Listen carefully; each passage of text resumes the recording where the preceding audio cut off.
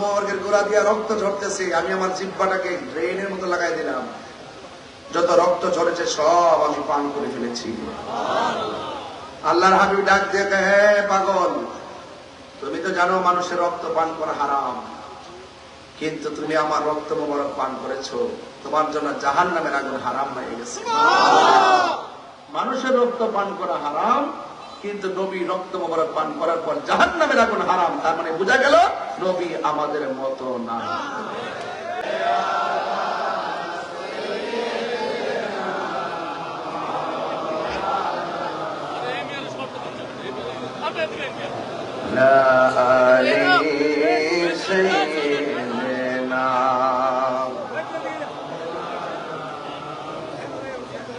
বাড়ি বাড়ি করো রে মন, এই বাড়ি তো আসল না, আসল বাড়ি কবরস্থান, শুইয়া একবার ভাবনা। আল্লাহুম্মা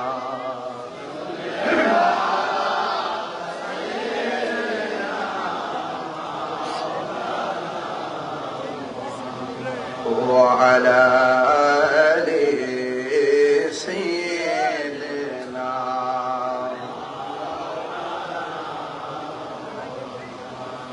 معزز و مکرم বড়রা মুকুজি মধ্যপাড়া মুজাদ্দিদ জামান গৌসে জামান শের মিল্লাত আল্লামা গাজী আকবর আলী রিজভী রাদিয়াল্লাহু তাআলা আনহুর স্মরণে সপ্তম সুন্নি মহাসম্মেলন। বিশেষ আকর্ষণ জালালিয়া দরবার শরীফের শাহজাদা আল্লামা মুফতি আমজাদ হোসেন জালালি সাহেব, মৌলানা সাইমুল রাজা কাদরি, মৌলানা মুজাম্মিল হক রেজভী, প্রধান অতিথি জনাব সোহেল রানা, বিশেষ অতিথি জনাব মোহাম্মদ আলী মেম্বার, সভাপতি বিশিষ্ট ব্যবসায়ী জনাব সাইফুল ইসলাম বিপ্লব ভূঁইয়া সাহেব। অনেক অতিথিদের নাম আছে, সবার নাম উল্লেখ না করলেও সবার প্রতি শ্রদ্ধা নিবেদন করছি। যেই মহান রব্বুল আলামিন আমাদের সকলকে আজ মুসলিম মাহফিলে উপস্থিত হওয়ার তৌফিক দিয়েছেন, এই জন্য শুকরিয়া দান সকলে পড়ুন আলহামদুলিল্লাহ। লাখ কোটি দরুদ সালাম ওই নবীজি নূরানি কদম মুবারকে, যিনি হায়াতুন নবী, নূর নবী, গায়েবের খবর দেনওয়ালা, হুজুরপুর নূর সাল্লাল্লাহু আলাইহি ওয়াসাল্লামের উম্মত হিসাবে আল্লাহ পাক আমাদের সকলকে কবুল করেছেন, এই জন্য শুকরিয়া জানা আমার উপরে আলহামদুলিল্লাহ। আমার ভাইয়েরা, আল্লাহর হাবিব সাল্লাল্লাহু আলাইহি ওয়াসাল্লাম বলেছেন, কিয়ামতের পূর্বে খুন খারাপি বেড়ে যাবে। আজকে দেখেছেন সুলাইমান হাদি নামে একজন ব্যক্তিকে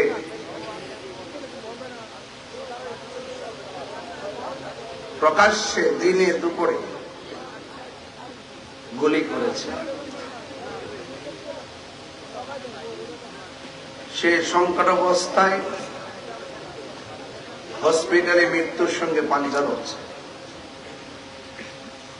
আরে ভাই, আপনার সাথে আমার রাজনৈতিক দূরত্ব থাকতে পারে, ব্যক্তিগত মতাদর্শের ভিন্নতা থাকতে পারে, তাই বলি কি একজন মানুষকে মেরে ফেলার জন্য গুলি করা যাবে?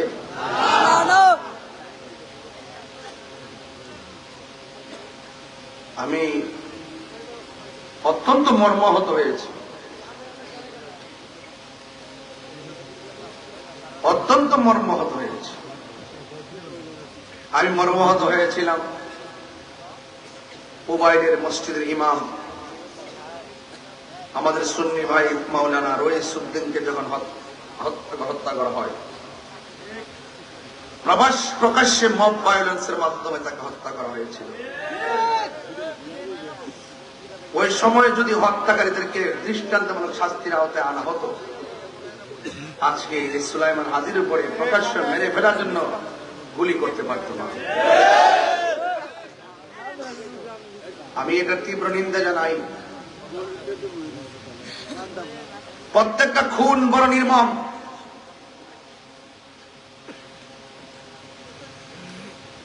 যে তাণ্ডব লীলা বাংলাদেশে চলছে, একটা খুনের রাজ্যে পরিণত হতে চলছে। কথা বলেন ঠিক না বেটি? আরেকটা প্রবলেম হলো, যখনই কেউ কোনো অন্যায় করে, ঠাস করে ধারণা করে একটা রাজনীতির টেক দিয়ে তার উপরে দোষ ফেলাই দেয়, তখন প্রকৃত আসামিরা তারা ধরাছোঁয়ার বাইরে চলে যাবে। ঠিক কিনা বলে?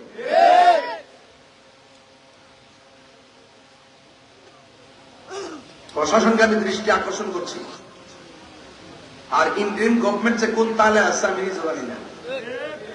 মানুষ মন লগায় লাগে না, দেশ গেলে গায়ে লাগে না, সারা দুনিয়ার গাড়ি ঘোড়া ভাঙ্গে আগুন লাগে না, তাদের গায়ে লাগে না।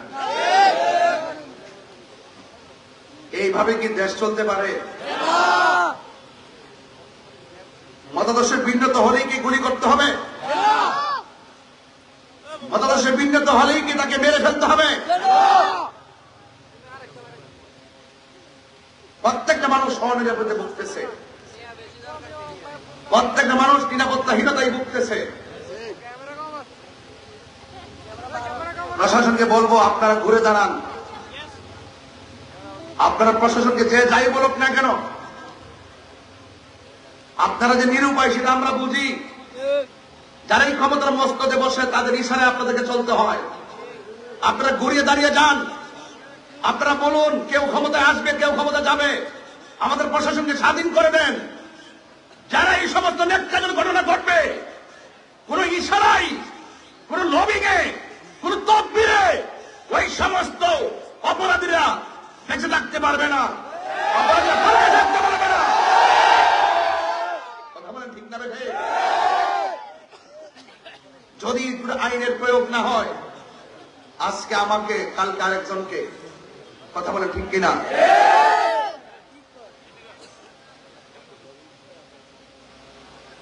এজন্য আল্লাহ পাক যেন বাংলাদেশকে হেফাজত করে, আর এই মানুষগুলোর হৃদয়ে যেন আল্লাহ পাকের রহমত দান করে। ভাইরা আমার,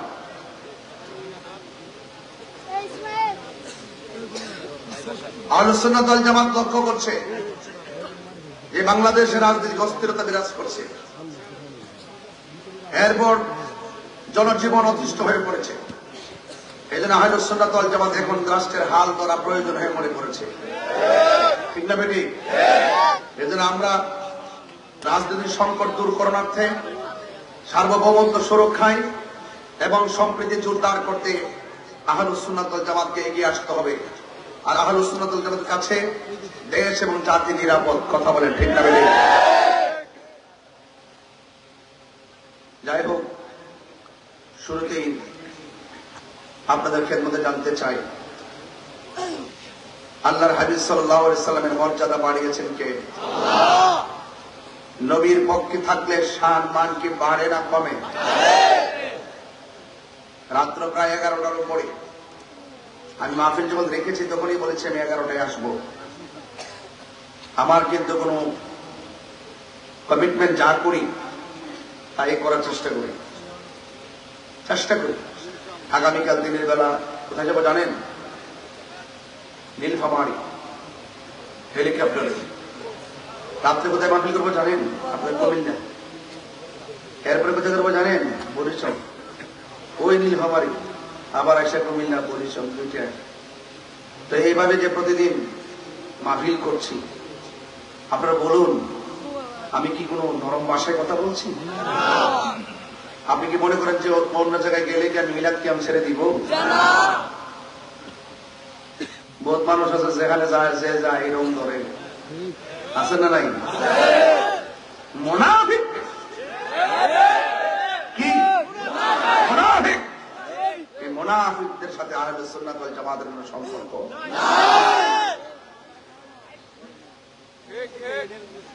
আমার ভাইয়েরা, আজকের এই মাহফিল প্রমাণ করে আপনারা মুখোশের মানুষ, নবী বান্ধব মানুষ, হাজার হাজার মানুষ আপনারা ওয়াজ শুনছেন। বলেন ইজ্জতের মালিককে, হায়াতের মালিককে, মওতের মালিককে? আল্লাহ রাব্বুল আলামিন একদিন এই পৃথিবীটাকে শেষ করে দিবেন। বলুন, এই পৃথিবীটা সাজিয়েছে কে? এত সুন্দর আসমান, এত সুন্দর জমিন, সব কি হয়ে যাবে? ফান হয়ে যাবে, ফান, শেষ হয়ে যাবে। যিনি ছিলেন, তিনি আছেন, তিনি থাকবেন। জবান খুলে বলুন, তিনি কে? সন্দেহ আছে? সে আল্লাহর জিকির দরকার আছে না নাই? আল্লাহর ইবাদত দরকার আছে না নাই? মা বাবার খেদমতের প্রয়োজন আছে না নাই? আজকে মনে অনেক মা বোনরা আসছে, আপনি আছেন, অনেক মা বোনরা আসছে, প্রজেক্টরে। মা বোনদেরকে বলবো, মা এখনো সময় আছে, নুসেবার মতো হয়ে যাও। নুসেবা কে? নুসেবা হলো সেই ব্যক্তি, একটা মহিলা, যে শুনছে যুদ্ধের মাঠে নবীজিকে আঘাত করে মেরে ফেলা হয়েছে। নাউজুবিল্লাহ বলেন। নুসেবা শাড়ির আঁচড় ফেলে দিয়ে দৌড় দিয়েছে যুদ্ধের মাঠে। মা বোনরা ওয়াজ শুনতেছে, তাদেরকে বলতেছে, কই গো, যদি কেউ নবীর বিরুদ্ধে কথা বলে, ওই দুশ্মনের বিরুদ্ধে জানা লইলাম বা জানা লইলাম। এই দেশের কথায় আছে, কথা ঠিক যাবে।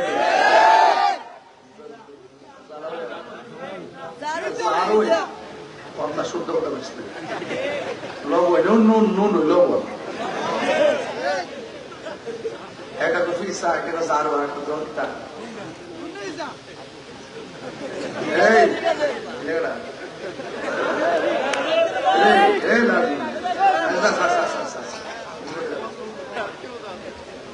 অসুবিধা হচ্ছে আপনাদের?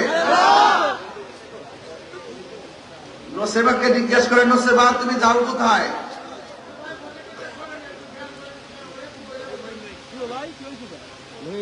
নসেবা ডাক দিয়ে কয়, আমি যুদ্ধের ময়দানে যাইতেছি। যায় আর লাভ নাই, তোমার সন্তান দুইটা মারা গেছে। নসেবা কোনো কথা কয় না, দরবার সামনে। আর একটা কাফেলা ডাক দিয়ে, নসেবা তুমি কোথায় যাও? তোমার স্বামী তো শহীদ হয়ে গেছে। নসেবা কোনো কথা কয় না। আরেকটু সামনে যাওয়ার পরে জিজ্ঞেস করা হয়, নসেবা কোথায় যাও? তোমার স্বামী এবং সন্তান তো নাই। নসেবা, তোরা কি পাগল হয়ে গেছে? আমার সন্তানের খবর দাও কেন? আমার স্বামীর খবর দাও কেন? আগে বলো আমার নবী কেমন আছে। এর দ্বারা প্রমাণ হয় মা বাপ 14 গোষ্ঠীর চাইতে নবীকে বেশি ভালোবাসতে। আমরা ওই ভালোবাসার সম্মান করি। আমরা ডলার খাইয়া কালার ভাল্লাই না, তখন ঠিক না বেটে? আমরা টাকা খাইয়া দুয়ার ভাষা ভাল্লাই না।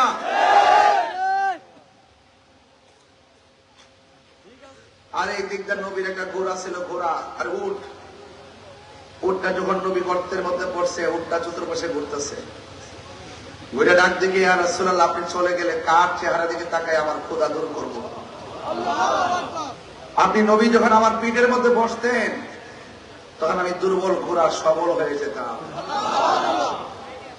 এবার নবীর একটা সাহাবী মালিক ইবনে সিনান কই, আমি দেখলাম নবী গর্তে পড়ে আছে, নবীর দন্তবর্গের গোড়া দিয়া রক্ত ঝরতেছে। আমি আমার জিহ্বাটাকে ড্রেনের মতো লাগাই দিলাম, যত রক্ত ঝরেছে সব আমি পান করে ফেলেছি। আল্লাহর হাবিব ডাক দিয়ে কয়, হে পাগল, তুমি তো জানো মানুষের রক্ত পান করা হারাম, কিন্তু তুমি আমার রক্ত মোবারক পান করেছো, তোমার জন্য জাহান্নামের আগুন হারাম হয়ে গেছে। মানুষের রক্ত পান করা হারাম, কিন্তু নবী রক্ত মোবারক পান করার পর জাহান্নামের আগুন হারাম। তার মানে বোঝা গেল নবী আমাদের মতো না।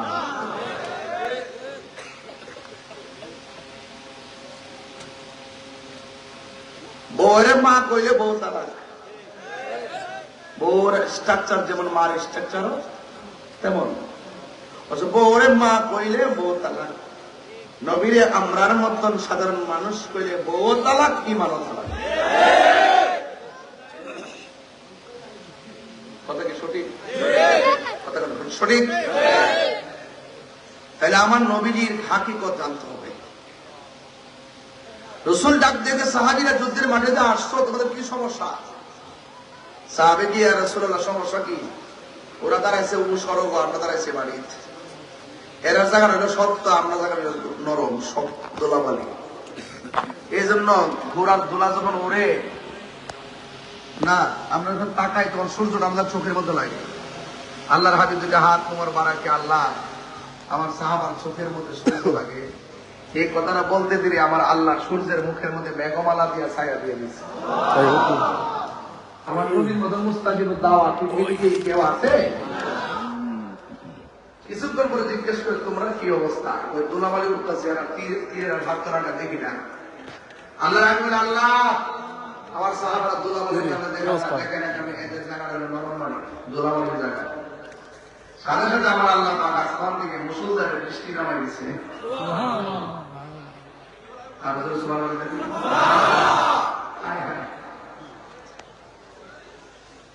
গভীর মনোযোগ, নীরব থাকা লাগবে। আমার নবী, আপনার নবী রাহমাতুল আলামিন, তিনি ডাক দিয়ে সাহাবারা এখন তোমাদের সমস্যা কি? আজকের ওয়াজের বিষয় হলো নবীর মুজিজা। জোরে বলুন সুবহানাল্লাহ।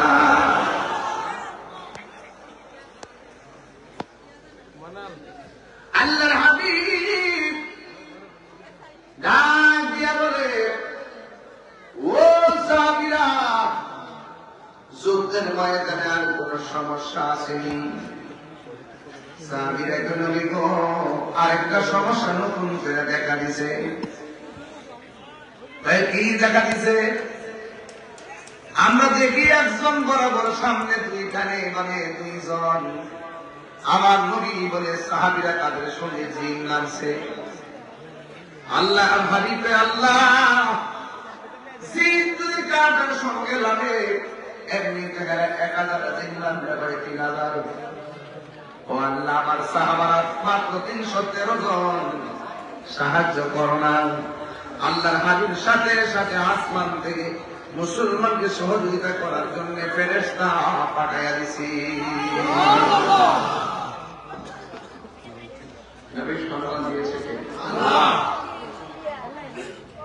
আল্লাহ দিয়েছে নবীকে সম্মান, তোমাদের ঈর্ষাদ হবে কি? নবীর সামনে বেয়াদবি করলে, নবীর সামনে বেয়াদবি করলে আমল করে হবে কি? ঠিক না? আসলে কোন নবী কথা বলতে পারবে না, মোর নবী কথা বলিবেন, মোর নবী কথা বলিবেন। শরীফ কইলা দেখো না, আল্লাহ দিয়েছে নবীকে সম্মান, আল্লাহ দিয়েছে নবীকে সম্মান, তোমার ঈর্ষা হবে কি? আল্লাহু আকবার বলা যাবে না। নবীর কাছে সাহাবীরা রে কি লাগবো? সাহাবীরা কই, নবী গো আমার তলোয়ারটা ভাঙা গেছে। আমার নবী কই, টাকা দিয়ে ডালটা হাতে নাও। নবীর সাহাবী যখন খেজুরের ডাল হাতের মধ্যে নিয়েছেন, আমার আল্লাহ খেজুরের ডালটারে তরবারি বানায় দিছি।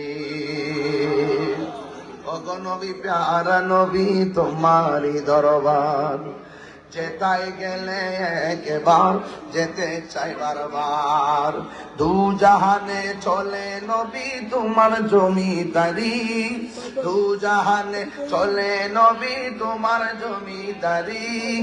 আল্লাহ সব কিছুর মালিক, নবী বন্টনকারী, আমরা নবীর ভিখারি। আল্লাহ তো রাসূলকে দিয়া কইসলাম দিকে কত মৌলবী ফতোয়া দিছে, তখন গর্তের ভিতরে ঢুকে গেছে, যে ক্ষমতা পাইয়া গেছে, কিছু টাকা পয়সা পাইতেছে, ইনকাম করতেছে, দান্দা করতেছে, সুযোগ পাইয়া গেছে। এখন মনে করছে আমরা ক্ষমতা দায়া পড়ছি, 17 বছর 1.5 বছরে কামাই লইয়া বইছে। এখন তো আর বাসা পাল্টে গেছে, আর মানও নাই, আর মাঠে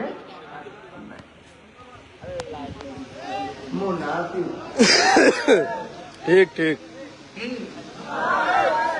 মুনাফিক আসম মার্কা কি ডব্লিউ, এটা কি ডব্লিউ, ঠিক না বলেন? আমরা সুন্নিরা নবীর দিওয়ানা,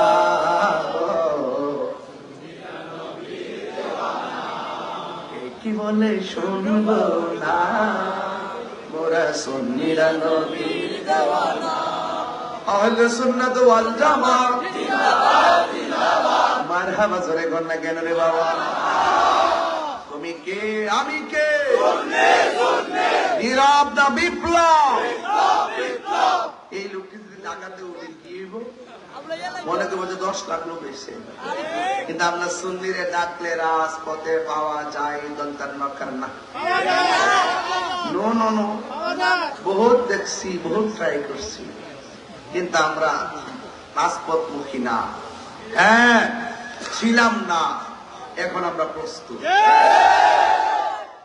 আমরা অধিকার আমরাই বুঝে নিতে হবে। কেউ অন্য আমার ঘরে অধিকার এনে দিবে না, আমাদেরকে অধিকার আদায় করে নিতে হবে। যারা এলাকা এলাকায় ঘুরে ঘুরে কয় হাসুর মাঠে জিগাইব তোমার মার্কা কি,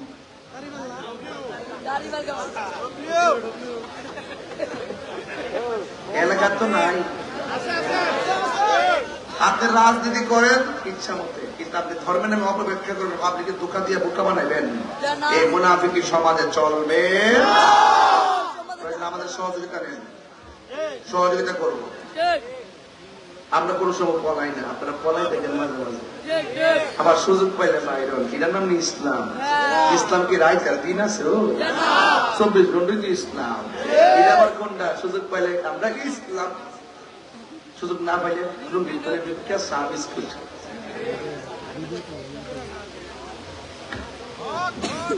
তোমার ক্ষমতা চলে আসমানে, শুধু জমিনে নয়, তোমার ইশারায় মাগরিব হতে উল্টায় আসর হয়। তোমার মুজিজার কথা কি শেষ করিতে পারি, তোমার মুজিজার কথা কি শেষ করিতে পারি। খেজুর গাছের ডাল হয়ে যায় ধারালো তরবারি, আমরা নবীর ভিখারি, আমরা কার ভিখারি গো বলো? আমরা কার ভিখারি? একটা জবানও বন্ধ রাখবেন না, আমরা কোন নবীর প্রেমে দেওয়া নাও। হ্যাঁ বন্ধুরে, ওই মৌলা আলী রাদিয়াল্লাহু তাআলা আনহু, মৌলা আলী রাদিয়াল্লাহু তাআলা আনহু ইন্দিমিন টাইমে আমার নবী আপনার নবীর ডাক দিয়ে, ইয়া রাসূলুল্লাহ, আসরের নামাজের সূর্যটা তো ডুবে গেছে, আমার নবীকে আসরের নামাজ তুমি পড়বানি। ইয়া রাসূলুল্লাহ, সূর্য ডুবে গেছে, এখন আর কোন সময় পড়বো, কাজা আদায় করে নিব। আল্লাহর হাবিব সূর্যটারে ডাক দিয়ে কয়, সূর্য রে, তুমি তো এখন মাগরিবের টাইমে ডুবে গেছো, আমার আলী নামাজের জন্য মনটা খারাপ।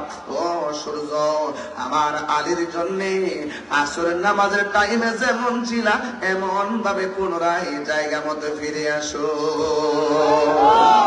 এখন আপনি ডাক দিলে আইবনি, এই জন্য আমার নবী কাহার মত। সাহাবীরা ডাক দিয়ে, নবী গো, ও মায়ার নবী, লাগছে আমার নবী কই মস্কের মধ্যে পানি আসেনি, কয় না না মস্কের মধ্যে কোনো পানি নাই। এবার আল্লাহর হাবিব কই মস্কটা আমার কাছে নিয়ে আসো। আমার নবীর আঙ্গুল মুবারক গুলো মস্কের বরাবর ধরছে, বাথরুমে ট্যাপ টাপলে যেমন করে ঝর্ণা পড়ে, সাহাবায়ে কেরাম বলেন আমরা তাকায় দেখলাম নবীর 5টা আঙ্গুল মুবারক থেকে ঝর্ণার মতন পানি পড়তেছে। ওই নবী কি আমাদের মতো? সাহাবায়ে কেরাম বলেন এই মস্কের পানি দিয়া আমরা গোসল করলাম, পানি পানও করলাম, আল্লাহর কসম 1 ইঞ্চি পানিও কমে না। আর জোরে জোরে কন্যা আল্লাহু আকবার।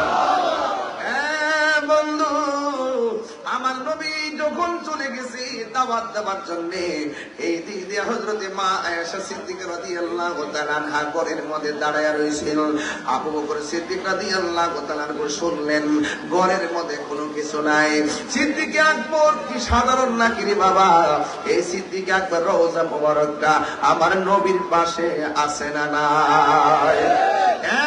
বন্ধু অর্থের বিনিময়ে নবীর পাশে থাকে নাই। সিদ্দিক আকবর রওজাটা আমার নবীর পাশে হইছে একমাত্র মহব্বতের কারণে। আল্লাহর হাবিব কয় ও পৃথিবীর মানুষ, বন্ধুর পাশে বন্ধুরে শুয়াইবা, কোন অনুমতির কোন দরকার হবে না। ওই সিদ্দিক আকবর হলো মানবতার ফেরিওয়ালা। তিনি শুনলেন ঘরের ভিতরে খাবার নাই, নিজের মেয়েটা বাড়িতে একা একা আল্লাহর হাবিব গেছে তাবলীগ করতো। এই তাবলীগ করা কিয়ামত পর্যন্ত জায়েজ। যে তাবলীগ আমার নবীর সাহাবীরা করেছেন, আল্লাহর হাবিব করেছেন, সাহাবায়ে কেরাম তাবলীগ করেছেন কাফেরের কাছে, আর আমার দেশে তাবলীগ করে মুসলমানের কাছে।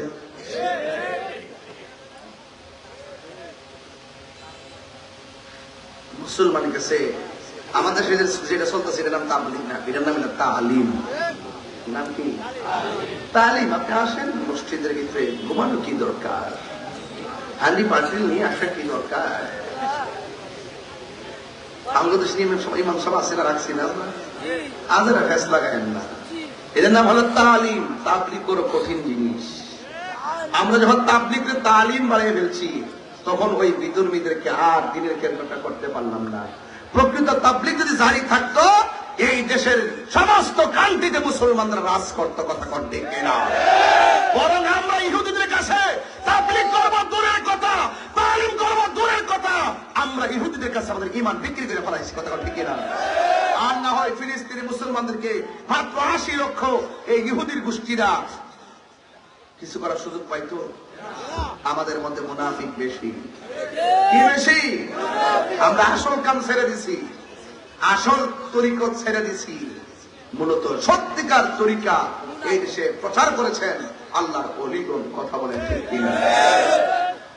সিন্নি খাইলে কার দ্বারা, মোল্লা ছিলেন না। আরো চিনবেন, আরো পরে চিনবেন হযরত আবু বকর সিদ্দিক রাদিয়াল্লাহু তাআলা আসলেন ঘরের ভিতরে। আয়েশা দেখতেছেন তার মেয়েটা একলা একলা ঘরের মধ্যে বসা। যে মেয়েটাকে আমার নবী মহব্বত করে হুমায়রা বলে ডাকতো, আসলে নাম হলো আয়েশা। ডাক দিয়ে বলতো ও আল্লাহর সুন্দরী, এমন ভাবে আমার নবী ডাক দিতেন। এবার আবু বকর সিদ্দিক রাদিয়াল্লাহু তাআলা বাড়ির মধ্যে আসলেন। আয়েশা ডাক দিয়ে বলে মা, ও মা, আমি শুনেছি নবী ঘরের মধ্যে নাই, তাবলীগ করতে চলে গেছেন। কোন দিন আসবে বলে যাই নাই। তুমি তো আমার মেয়ে, আমি হলাম তোমার বাবা।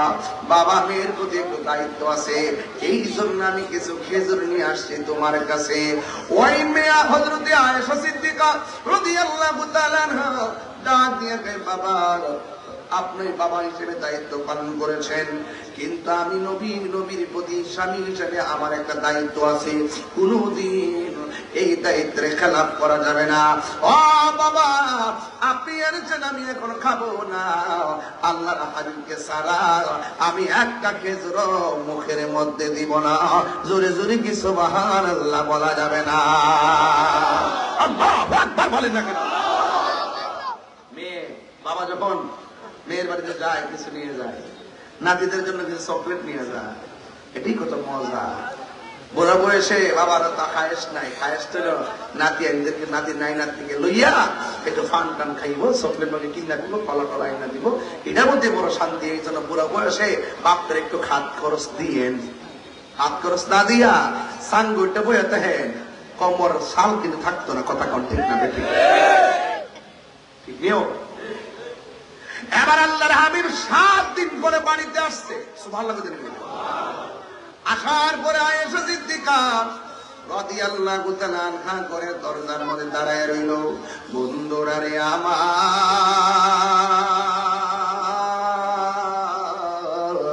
ও আমার মগজের বাবারা। এবার আল্লাহর হাবিব ডাক দিয়ে কয়, আমি তো যাওয়ার সময় তোমাকে কোনো কিছু দিয়া যাই নাই, কেমনে তুমি কাটাইলা গো? তোমার হাতের মধ্যে খেজুর গুলা কে দিয়া গেছে? আয়েশা সিদ্দিকা রাদিয়াল্লাহু তাআলা আনহা বলেন, ও ইয়া রাসূলুল্লাহ, নবী গো, ও মায়ের নবী, আমার বাবা শুনেছেন আপনি বাড়ির মধ্যে নাই, এই জন্য আমার বাবা, আমার রহমত, আমার বাবা জান শুনেছেন বাড়ির মধ্যে কেউ নাই, এই জন্য আমার বাবা জান আপনি বাড়িতে না থাকার কারণে আমার বাবা জান একটু খেজুর নিয়ে এসেছেন। আল্লাহর হাবিব ডাক দিয়ে কই, ও আয়েশা, তাইলে ক্ষুধা নিয়ে দাঁড়াইয়া রইছো, খাইলা না কেন? এবার আয়েশা সিদ্দিকা রাদিয়াল্লাহু তাআলা আনহা বলেন, ইয়া রাসূলুল্লাহ, নবী গো, আপনি তো আমার সারা কোনদিন কিছু খান নাই। এই কথা বলার পরে আয়েশা নবীর পেট মুবারকের দিকে তাকাইলো, তাকায়া দেখতেছে আল্লাহর হাবিব 7 দিন হলো আমার নবীর পেট মুবারকে পাথর বেঁধে রেখেছে। চিৎকার মেরে কি আল্লাহু আকবার বলা যাবে না? এবার আমার নবী খেজুর গুলা ভাগ করে দিয়া কয়, আমার হুসাইন কই, আমার হাসান কই? এই কথা বলার পরে চলে গেলেন মা ফাতেমার ঘরে। আপনারা জবান কইনা কোন, এই ফাতেমা কি মগজের ফাতেমার মতো? এই ফাতেমা কি বরুড়া থানার ফাতেমার মতো? ও মগজের মা, রাস্তাঘাটে বেপরদায় দৃষ্টি নিজেকে প্রদর্শন করিল না, নিজেকে গুছায় লও। যদি তুমি পর্দা করতে পারো, স্বামীর খেদমত করতে পারো, আল্লাহ তোমার মর্যাদা অনেক বাড়াইয়া দিব। আম্মা, ও আম্মা, রঙের গুড়া তুমি আর কত দৌড়াইবা? তুমি যদি ভালো হয়ে যাও, আবেদা হয়ে যাও, সালেহা হয়ে যাও, কানেতা হয়ে যাও, জাহেদা হয়ে যাও, আমার আল্লাহ তোমার ঘরের সন্তানকে ওলি আল্লাহ বানাইয়া দিবে। এই জন্য আমার নবী ঘরের ভিতরে যাইয়া ঢুকছি, যাইয়া দেখতেছেন হযরত হাসান হুসাইন রাদিয়াল্লাহু তাআলা আনহু একদম মাটির মধ্যে উপর হইয়া শুয়ে রয়েছেন। এবার ওই মুহূর্তে মা ফাতেমাকে জিজ্ঞেস করে, ফাতেমা গো,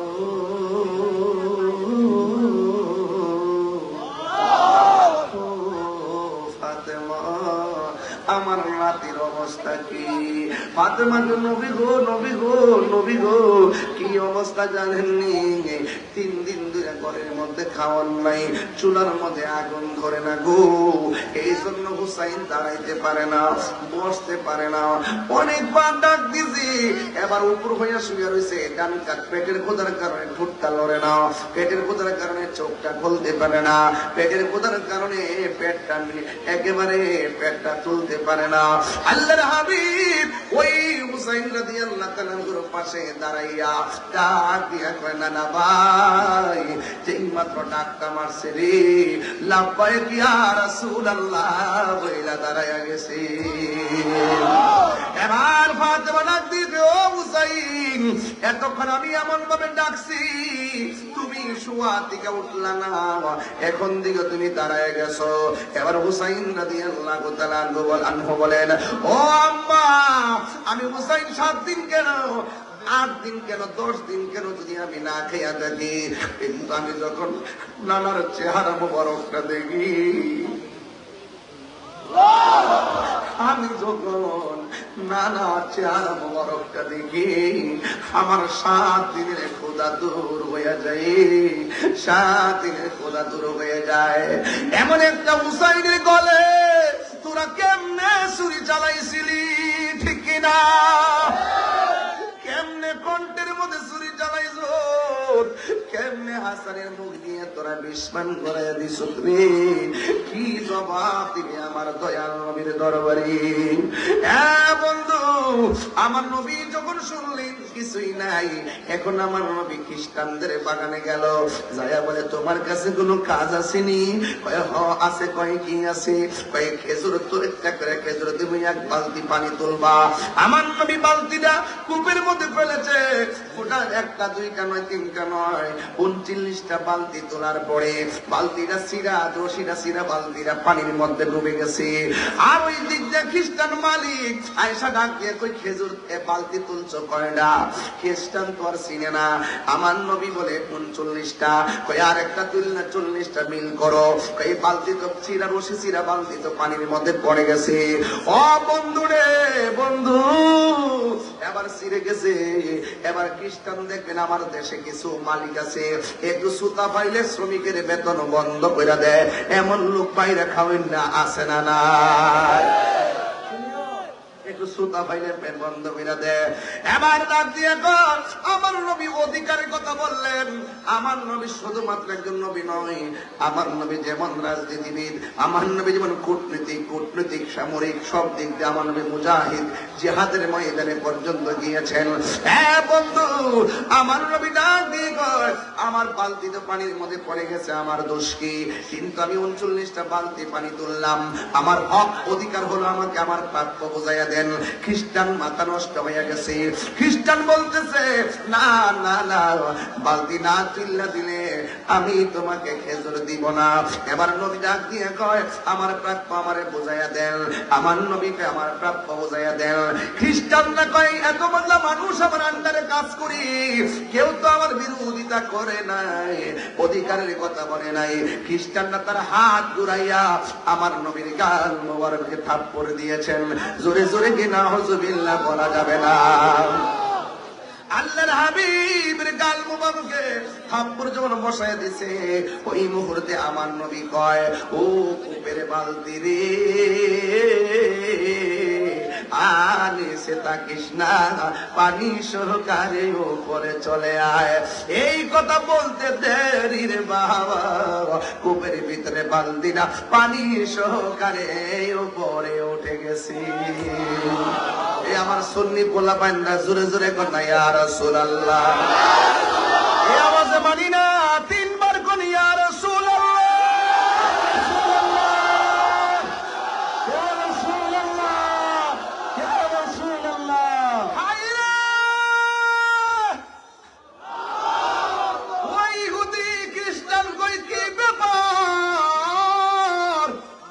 বালতি হলো কূপের ভিতরে, আঙ্গুল দিয়ে ইশারা দিয়ে কেমনে তুললো। এবার আমার নবীজি আস্তিনার ভিতরে খেজুর গুলা লইয়া এমন ভাবে ডাইকা মুখটারে ডাইকা আমার নবী সোজা বাড়ির মধ্যে যায় কয় ফাতেমা গো ফাতেমা, আমার হাসান কই আমার হুসাইন কয়। দরজাটা লাগাইয়া সুন্দর করে এবার খেজুর গুলা ভাগ করতেছে, সবাই আনন্দে খাইতেছে। আর ওই দিকটা খ্রিস্টানে কয় আমি কারে মারলাম, কারে থাপ্পড় দিলাম। আমার মা যে মুসলমান হওয়ার পরে আমি জিজ্ঞাসা করেছিলাম আম্মা তুমি কার কাছে কালিমা পড়ছো? আমি কিন্তু মা কালিমা পড়াতে বেজার হইছিলাম। আমার আম্মা আমার বলছিল পুত্রে এমন একজন নবীর কাছে আমি কালিমা পড়লাম, তার চেহারা দেখলে বড় মায়া লাগে, তার চেহারা দেখলে বড় মায়া লাগে। তার মারলেও মারে না, মারলেও ক্ষমা করে দেয়। এই খ্রিস্টানে কয় আমার আম্মাতে কইছিল এটা কি সেই নবীনী রে? তাইলে আমি কাজটা করলাম কি, গায়ের মধ্যে জ্বালা উইটা গেছে, জ্বালা জোরাই না, জ্বালা জোরাই না রে জ্বালা।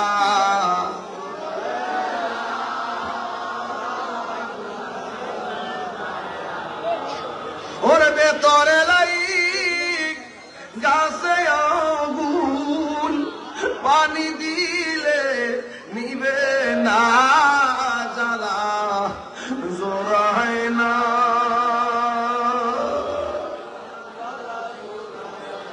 আরে জ্বালা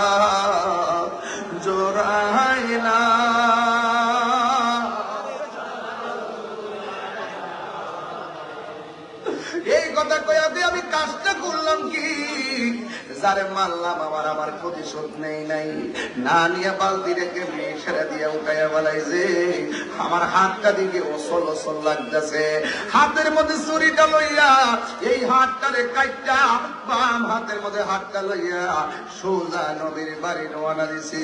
যাইতে যাইতে মসজিদের কাছে গিয়া ডাক দিয়া কয়, মসজিদে কেউ আসুনি? ভিতর দিকে একটা সাহাবী বের হলেন, যার নাম হলো হযরতে সালমান ফার্সি। এবার সালমান ফার্সি বের হলো, ডাক দিয়া বলে, কি ব্যাপার, তুমি কোথায় থেকে এসেছো? আমার জিজ্ঞাসা করি না কোথায় থেকে এসেছি, বরং বলো আমি কোথায় এসেছি। এবার জিজ্ঞাসা করে, তুমি কার কাছে এসেছ? আমি নবীর কাছে এসেছি। ও নবী কোথায় আছে গো? কই নবী আছে কোথায় জানো নি? নবী আছে বাড়ির ভিতরে। এবার কই আমাকে নবীর বাড়িতে লইয়া যাও, আমাকে নবীর বাড়িতে লইয়া যাও। এবার এই কথা বলার পরে নবীর বাড়িতে নিয়ে গেল। যাইয়া দেখতেছে নবীর বাড়ির ভিতরে দরজাটা লাগানো, ভিতরে খেজুর গোলা পাক পাক করে খাইতেছে। পাক করো আল্লাহ, আবার দরজার মধ্যে যখন টোকা দিল, টোকা দেওয়ার পরে আমার নবী দরজা মুবারকটা খুললেন। খোলার পরে নবী তাকায় দেখেন ওই লোকটা, যে লোকটা নবীরে মারছিল, অথচ নবী তো ঘরের মধ্যে কিছুই বলে নাই। বললে হাসান হোসেন খাইব না, মন খারাপ করবো। যেমন বাপের কষ্টের কথা সন্তানকে কোনোদিন কয় না, মা কষ্টের কথা সন্তানকে কোনোদিন কয় না। হ্যাঁ বন্ধু, আমার নবীও সন্তান ফাতেমারে কিছুই কয় না। না কইয়া ঘরের দরজাটা খুললেন, ঘরের দরজাটা খুললা, ঘরের দরজাটা খুললা, ঘরের দরজাটা খুললা রে আব্বারি, এই ঘরের দরজা খুললা ডাক দিয়া কয়, আপনি কি সেই মালিক না যে বাগানে আমারে কাজের বিনিময়ে ক্ষেত্র দিয়েছেন? তবে আপনাকে একটা কথা জানতে চাই, আপনি যে আমাকে থাপ্পড় দিয়েছেন, আপনার হাতের মধ্যে কোনো ব্যথা পাইছেন? ওই লোকটা কই, আমি কার মারলাম রে?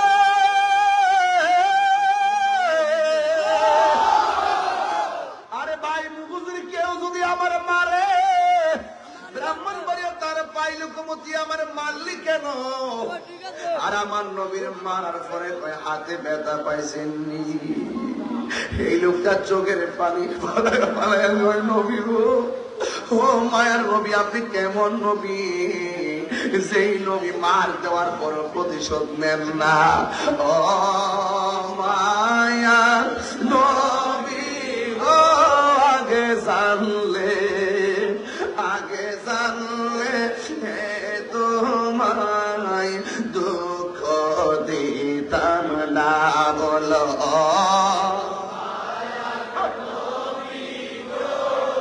জানলে, আগে জানলে তোমায় দুঃখ দিতাম না। তুমি যে আল্লাহরই বন্ধু, আগে আমি জানতাম না। জানিলে আমি কোনো দিনও, জানিলে তোমায় দুঃখ দিতাম না। আগে জানলে, আগে জানলে তোমায় দুঃখ দিতাম না। বলো মায়ার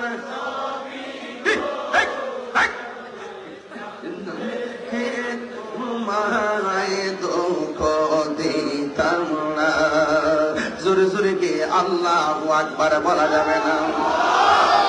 সেই দিন আমি তোমায় দেখি না, সেই দিনের পর যেন তোমারই প্রেমেতে পড়িলাম। কাছে নিয়া কুলে নিয়া, কাছে নিয়া কুলে নিয়া, নিবাও মনের বেদনা। আগে জানলে, আগে জানলে তোমায় দুঃখ দিতাম না। বলো মায়া গো, আগে জানলে, আগে তোমায় দুঃখ দিতাম না। নবী ডাক দিয়ে কয়, আপনি যে আমার মারছেন, আপনার হাতের মধ্যে ব্যথা পাইছেননি। আর আমাদের দেশে এখন প্রতিশোধ নিবার লাগা পাগল হয়ে যায়, কথা কন ঠিক কিনা? এই প্রতিশোধের সমাজ আমরা চাই না, এই প্রতিশোধের রাজনীতি আমরা চাই না। ইসলাম প্রতিশোধের নাম নয়, ইসলাম হলো ক্ষমা করে দেওয়ার নাম। জোরে কন্যা সুবহানাল্লাহ। হায় হায় রে, কি দিয়ে ওয়াজ করতাম। সময় অত দূর হইতাছে, রাত কত গভীর হইতাছে, কাল তো অনেক দূরে যাওয়া লাগবে। এরপর আমি দার্থহীন ভাষায় বইলা দিয়া যায়, ওই লোকটা ডাক দিক, নবী গো আমার বেতার খবর নয়, আগে বলেন আপনি কেমন আছেন, আমার মাফ করছেন নি, আমি আর যাইতাম না বাগান, আমার মালিকানা দরকার নাই, আমার গোলামি দরকার। এখন কি দরকার? মদিনার গোলামি আমায় দে, ও মুর্শিদ মোরে, মদিনার গোলামি আমায় দে। আপনার কষ্ট হইতেছে নাকি আমার? মদিনার গোলামি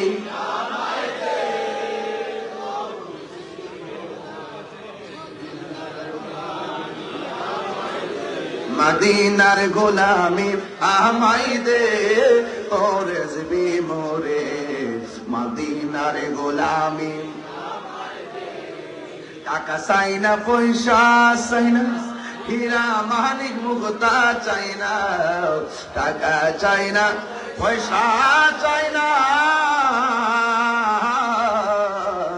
টাকা চাই না, পয়সা চাই না, হীরা মানিক মুক্তা চাই না, ভাঙ্গা কপাল জোড়া লাগাই দে, ও মুর্শিদ মোরে, মদিনার গোলামি আমায় দে, ভাঙ্গা কপাল জোড়া লাগাই দে, ও মুর্শিদ মোরে, মদিনার গোলামি আমায় দে। কষ্ট হইতেছে আপনাদের? আর জোরে এখন কষ্ট হইতেছে?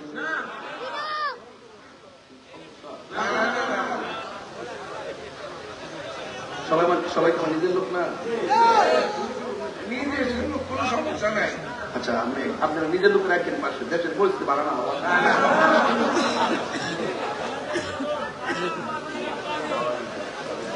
কি দেওয়ার জন্য রাজপথ চাই নাই, এই হুজুরের বই নাই, তুমি কে আমি কে, তুমি কে আমি কে,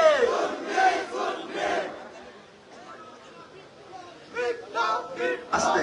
মদিনার গোলামি আমায় দে,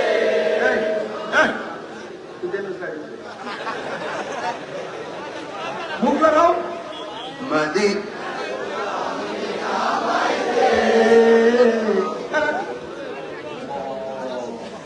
মদিনার গোলামি আমায় দে, মদিনার গোলামি।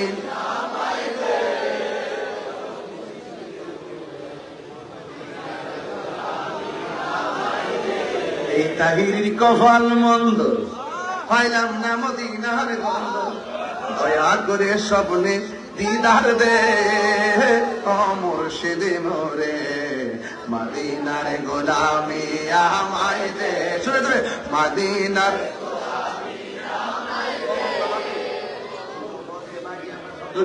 মদিনার গোলামি আমায় দে। আমি খুশি হইব যদি 3 বার করি ইয়া রাসূলুল্লাহ।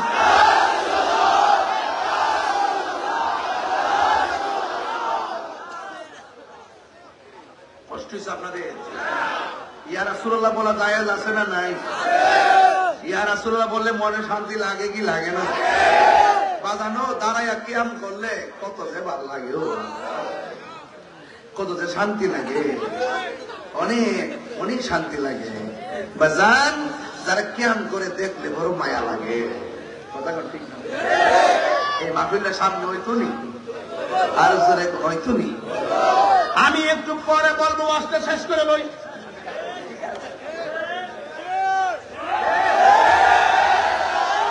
ওর কাছে নিয়া কোলে নিয়া কাছে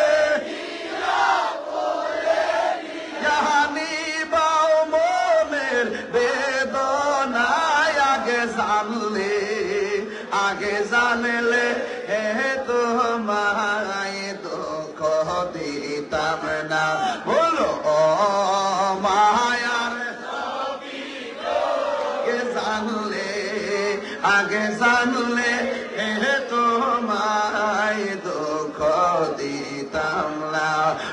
জোরে গিয়ে আল্লাহু আকবার বলা যাবে না।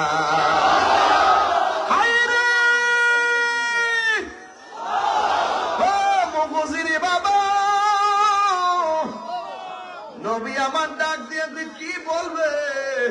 লোকটাকে কিছু বলার নাই, আমার গলায় কালিমার মালা পরায়া দেয়। আমার বাদশাহী লাগবে না গো, আমার মালিকানা লাগবে না, আমার আপনার চরণের গোলাম বানায়া দেয়।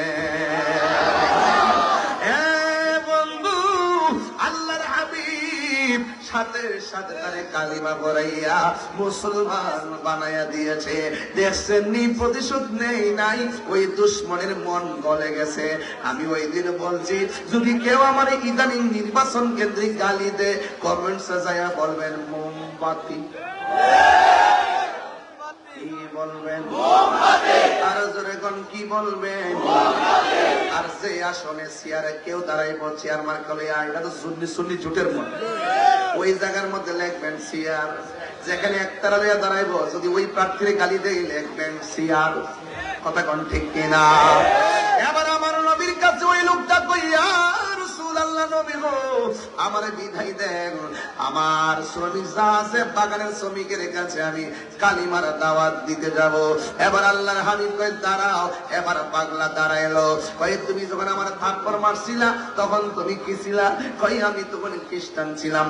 হাতটা যখন কাটছিলা তখন তুমি কি ছিলা? কই আমি খ্রিস্টান ছিলাম। যখন তুমি হাত কাটতে আমার বাড়ি আইছো তখন তুমি কি ছিলা? কই আমি খ্রিস্টান ছিলাম। যখন তুমি কালিমা পড়ছো তুমি কি?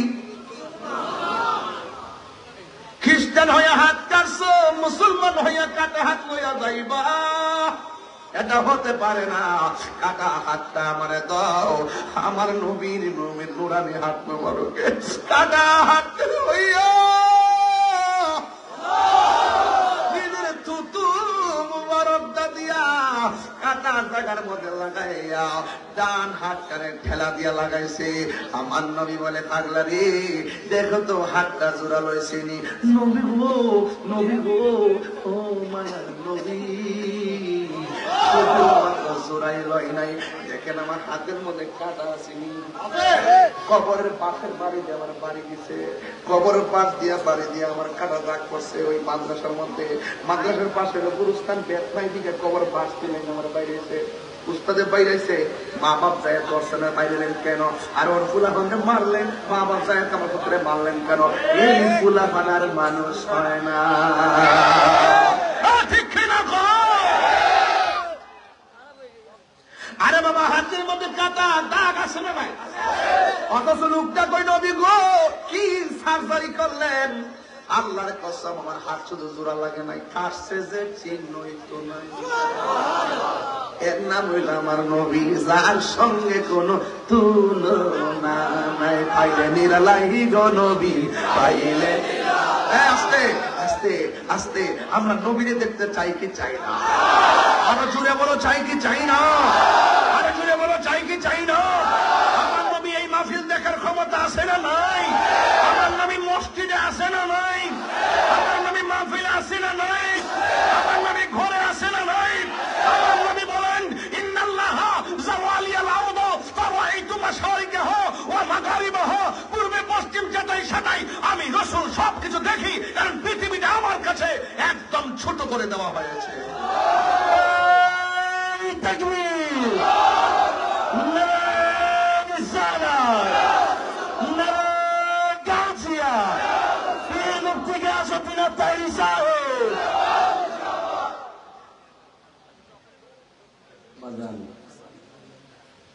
নবীর মুজিজা সত্য না মিথ্যা? আমি বলছি আমার আজকের ওয়াজ হলো নবীর মুজিজা।